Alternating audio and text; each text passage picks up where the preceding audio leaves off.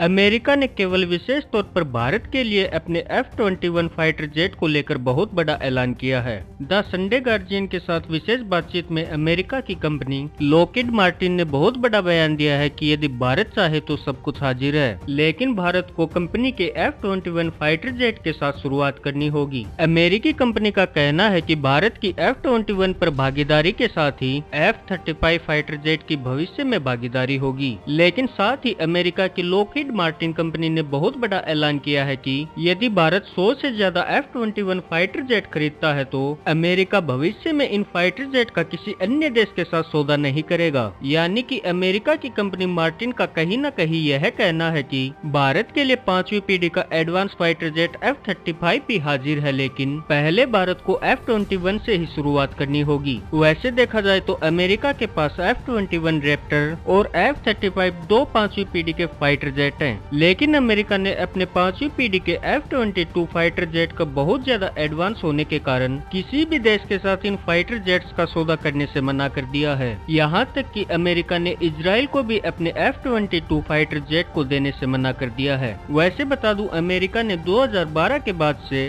F-22 Raptor fighter jets का निर्माण करना बंद कर दिया था। साथ ही अमेरिकी कंपनी लॉकहीड मार्टिन ने यह भी कहा है कि भविष्य में यदि भारत के लिए अमेरिका कोई भी फाइटर जेट बनाता है तो वह पूरी तरह से भारत की आवश्यकताओं के आधार पर ही इन फाइटर जेट्स का निर्माण करेगा। वैसे अमेरिकी कंपनी के इंटरव्यू से यह साफ हो गया है कि अमेरिका यह नहीं चाहता है कि भारत को डायरेक्ट F-35 जहाजों को बेचकर खरीदो और भूल जाओ वाली नीति पे काम नहीं करना चाहता, बल्कि भारत को अलग अलग जनरेशन के फाइटर जेट्स को देकर लंबे समय तक चलने वाला रक्षा क्षेत्र का व्यापारिक साझेदार बनाना चाहता है।